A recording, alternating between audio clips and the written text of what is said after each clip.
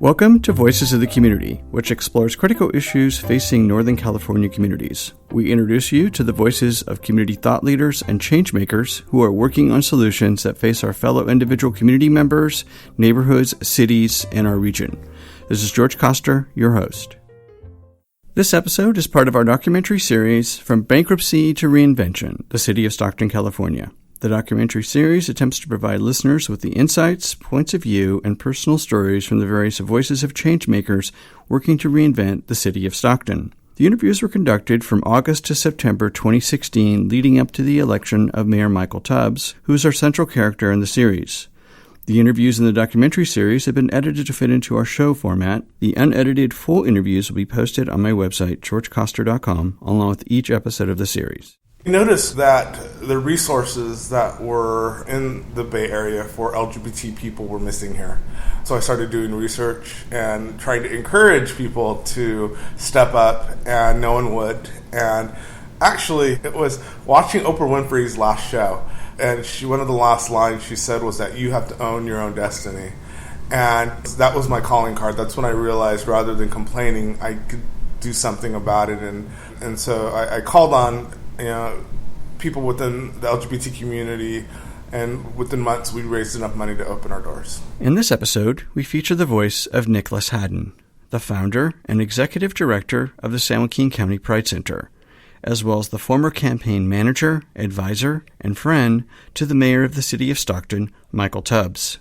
Nicholas shares the issues facing the LGBTQIA community in Stockton and surrounding communities, as well as his work with community leaders and Michael Tubbs in the development of support services to the community.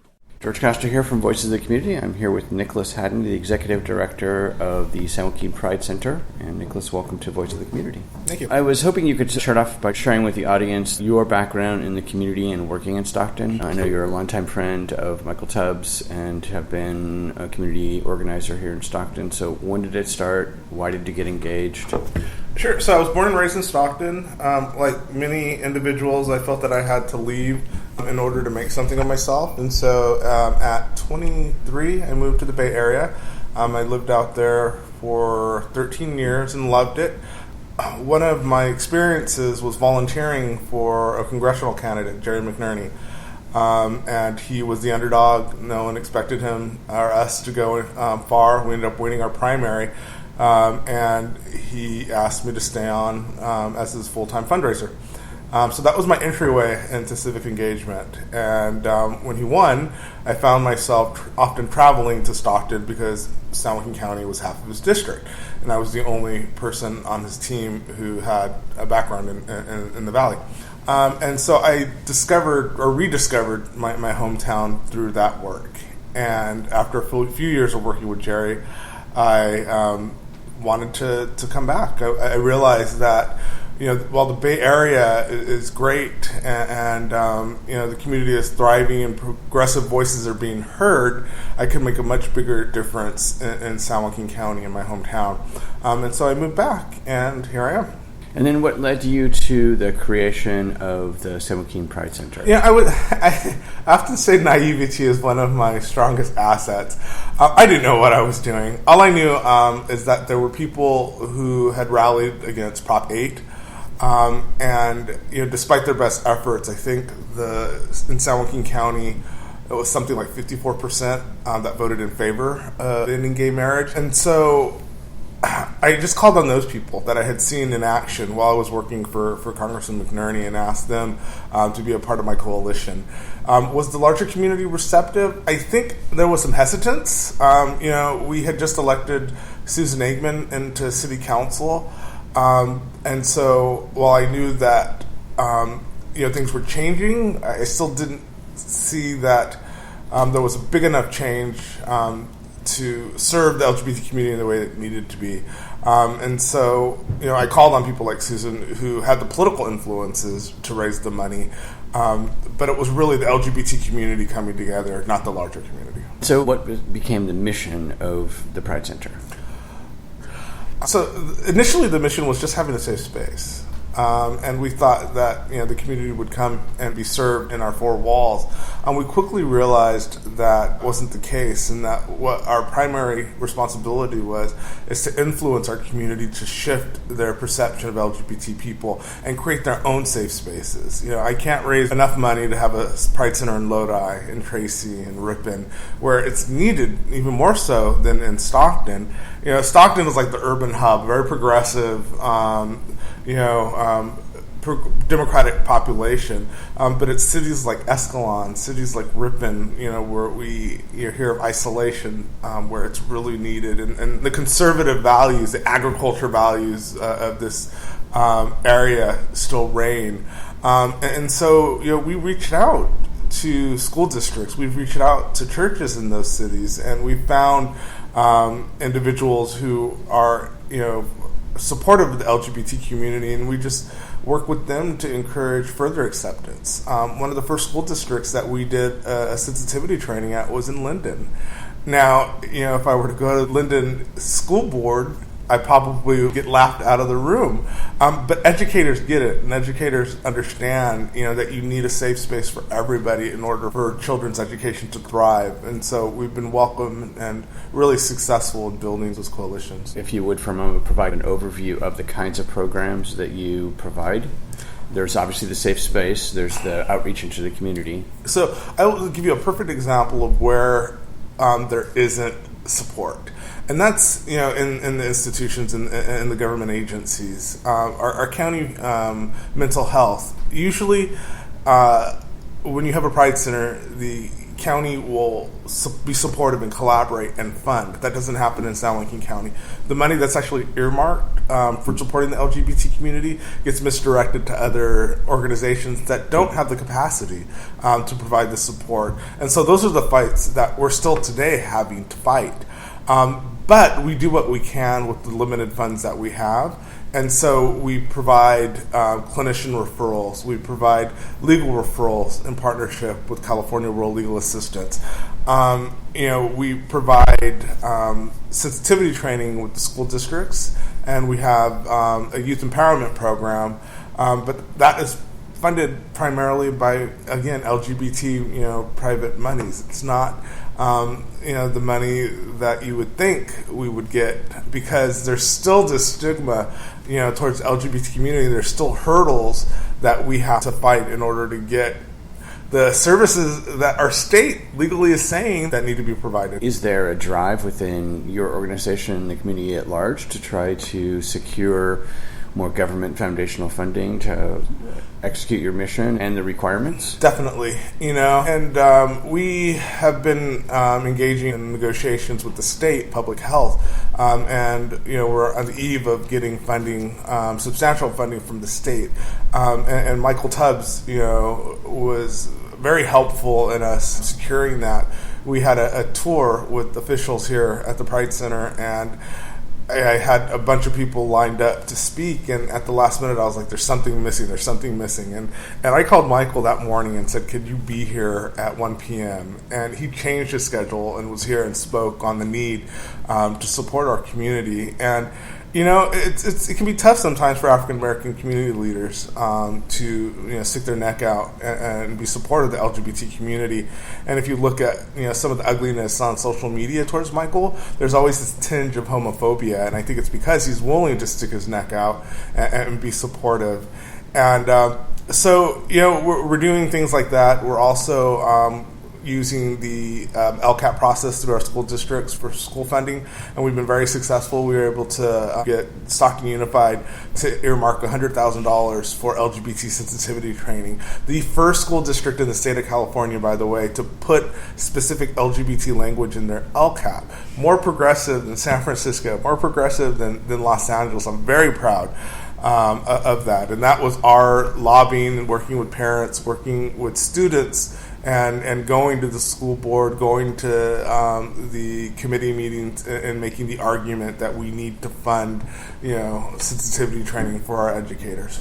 Can you describe what LCAP means for the listening audience? So LCAP is a local control funding formula. It's the state's way of loosening the purse strings with education funding, but giving them instructions on how they have to go about getting feedback from the public, sharing information with the public to make sure that there's transparency, and having stakeholders involved in the process of determining what you do with your school funding.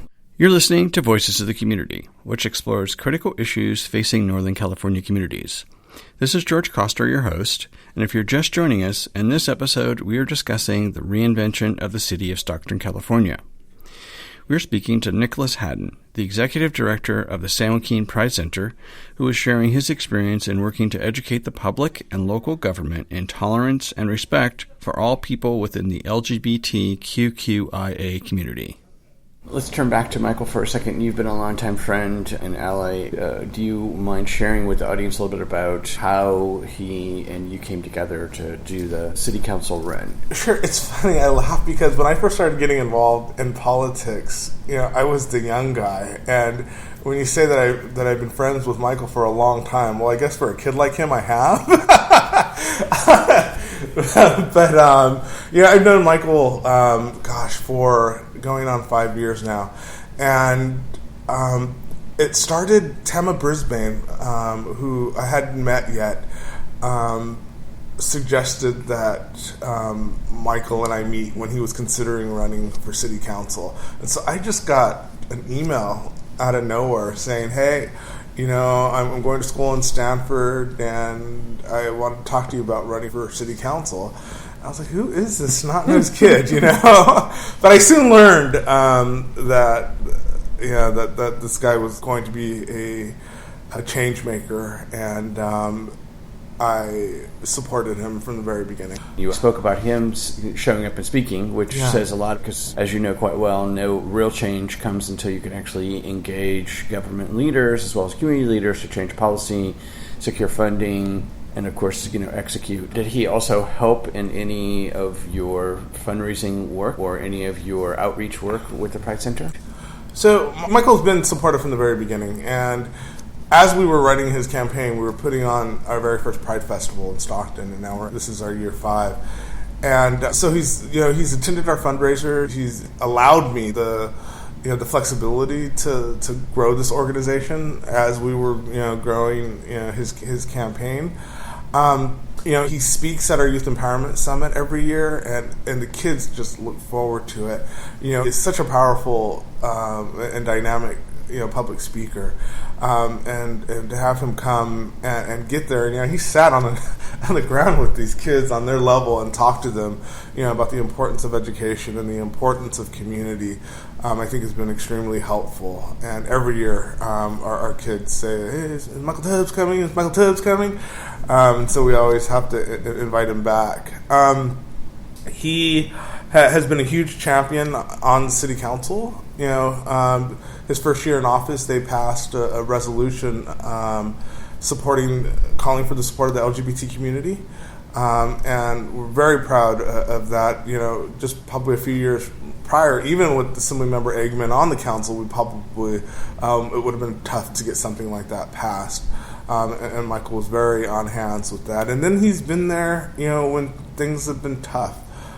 We've had a lot of ugliness since gay marriage passed, and I don't know what it is about Stockton that, we've had about 4 or 5 incidents now that have reached national press, including, a Stockton PD lieutenant coming out against gay marriage after it was all done and all said and done in the Supreme Court. He thought it was time for him to, get ugly with our community, and Michael's always attended events when we had an event mourning Orlando victims. Michael was there, and he does that when there is a lot of ugliness, when you do have individuals that go to the city council meeting and just spew this homophobic, anti-LGBT religious rhetoric. And, a lot of times Michael's the only one, demanding that the mayor, shut down, the comments. And, that's appreciated. Let's turn back to the LGBT community in San Joaquin County. And you spoke a little bit about finding small communities like Escalon, for example.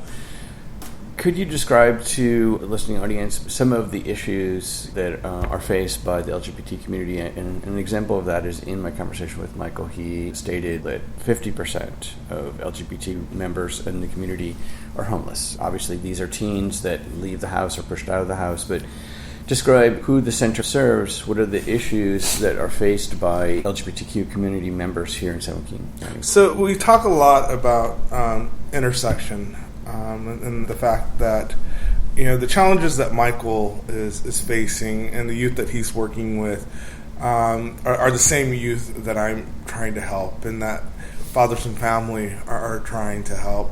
And it took a few years, despite the closeness that Michael and I have in our relationship. I often found myself on the outside saying, well, how can we be a part of this coalition? And I don't think any of us realized the overlap up until recently. And then these statistics started coming out that 40 to 50% of homeless identify as LGBT. The fact that 40% of women in prison identify as LGBT. And then I really started taking a look at what was happening in San Joaquin County. We reached out to foster agencies, and we soon realized that the majority of the foster agencies in San Joaquin County are backed by religious organizations. And so then it started to click. Well, that explains why LGBT youth are disproportionately represented in the foster agency, because they stay there longer. They're not getting the support. They get shifted from home to home because they're not being accepted, because these religious organizations are recruiting their own members and doing a great job, by the way, of taking these kids in. But the challenge is when their Bible is telling them, to not be supportive of LGBT people, and now they have one in their home. I end up seeing the kid who gets kicked out for wearing the pink T-shirt. I get the kid who gets, kicked out. And by the way, they're not telling, the foster parents aren't telling the system that they're kicking these kids out. They're still taking the money, but they kick the kids out nonetheless, and they end up at my door because, the kid is wearing, lipstick. What are we saying, to these kids? And to each other when we do that. And so, again, we as an organization try to encourage more tolerance, more acceptance. We try to show these parents the statistics, that if you're not supportive of your child, you're going to increase their likelihood that they're going to become a drug addict. You're going to increase their likelihood that they're going to end up on the streets homeless. You're going to increase their likelihood that I'm going to have to deal with them as an adult, and they're not fully functioning individuals. And so that's some of the work that we do here, is really trying to shift the perception of acceptance and tolerance. From the combination of Michael running for mayor, what appears to be a change within Stockton and the gay community, what would be an outcome of where the community comes together? That crossover, that intersection that you talked about. Oh, that's a tough question. Because every time we reach a milestone, I think things are getting better, and then then it feels like something will happen that it feels like there's two steps back. So I don't know. When Michael got elected to city council, their AB 12, which was, I believe it's AB 12, the bathroom rights bill and privacy rights bill, was working its way. And there was a coalition of African American community leaders locally who were holding community forums against it. So I decided to go to one of the meetings. And here I was embraced and loved by this community just a year prior when helping Michael get elected. And these same people were treating me as if I was the enemy. And actually one of them stood up and said, "How dare you come into our community speaking this rhetoric?" Which was one of tolerance and acceptance, And I just looked at myself and I'm like, is my skin not brown too, like yours? How am I not part of this community? I was a year ago. And so, if Michael's elected mayor, I would hope that our cause is given the same urgency that other causes are here locally. I would hope that I would be given the respect that I think I've earned in this community. And it's interesting because that respect is there from a certain segment. But when you look at the old culture here, the old power here, Michael still gets heat for having, a gay black Mexican political consultant. It's 2016. We have an African American president, and yet I can't be smart enough to get a young 22-year-old elected into city council. I can't be smart enough, to run an organization that's making a difference because of who I am. So my hope is that it'll be one more barrier that's knocked down symbolically, and that we'll get to a place where true representation and true diversity is respected. Because until it is, we're not going to be able to address these issues that all of our organizations are fighting for. We get pennies compared to the larger organizations here in San Joaquin County, and not to be egotistical or anything, but sometimes we'll get together because we're all part of a funding program, and they require us to go to Merced or Fresno or somewhere far off, and we'll find ourselves sitting around a table and talking about how we're making the real change, and yet the funding opportunities aren't there for us like these larger organizations here who have the power. And so, hopefully that'll shift. I talked to Sammy Nunez yesterday, and then you've got Fred over at Stan. So Fathers and Families and Stan, it seems like there's a great intersection there. It's the same needs: housing, social, mental services. Do you feel like there's a grassroots coalition within Stockton and San Joaquin County that can come together and create perhaps a new vision for social justice and social network? Definitely, and that's what's really fascinated me about the work that Michael's doing. And that, I had a political background. I can talk about campaigns. I can look at numbers, and I can strategize on how to get somebody elected. I've never seen somebody make change the way that Michael has outside of his official office. And it's the coalition that he's built with these nonprofit organizations and the nonprofit organizations that he's created himself. And the work that we've been able to do, I don't think he gets enough credit for. The fact that he came to that meeting and pleaded with the state officials that the funding for my organization was extremely needed, and then we got that funding. The fact that he's been able to introduce our organizations to larger organizations like the California Endowment, Sierra Health Fund, that's providing us with real opportunities that we wouldn't have had, otherwise. And, I look at the individuals that, in particular, that Sammy and Fathers and Family are serving. And, I hear the testimonials from these young youth and adults who their lives have been forever changed. And, for the amount of money that they're spending to do that change, it's phenomenal work that they're doing. Final question: what is something about yourself that most people don't know about? Oh man, something about myself that most people don't know. That I danced on stage with Prince. Nice. Yeah, I was a big fan of Prince's.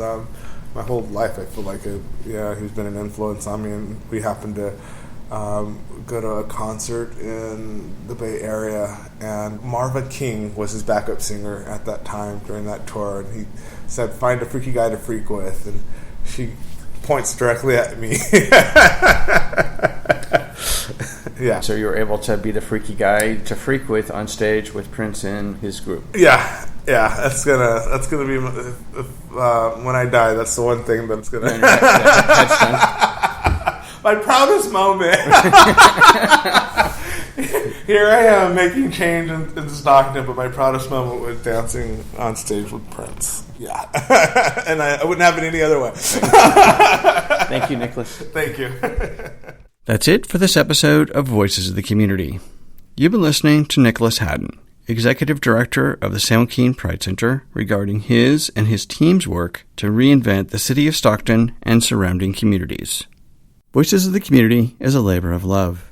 This documentary series on the city of Stockton's reinvention is a tribute to my mother, Josephine Coster Wiley, who grew up in South Stockton and passed away during the production of the documentary series. My mom was a first-generation Italian immigrant whose family migrated to Stockton and owned a motel on the Old Charter Way, now renamed Martin Luther King Boulevard, in the heart of South Stockton. Mayor Michael Tubbs also grew up in South Stockton with his single mother, Ricole Dixon. Throughout the series, you'll hear voices of community members who are working with Michael Tubbs in both creating new organizations as well as working with fellow community members to reinvent both South Stockton and the greater Stockton community.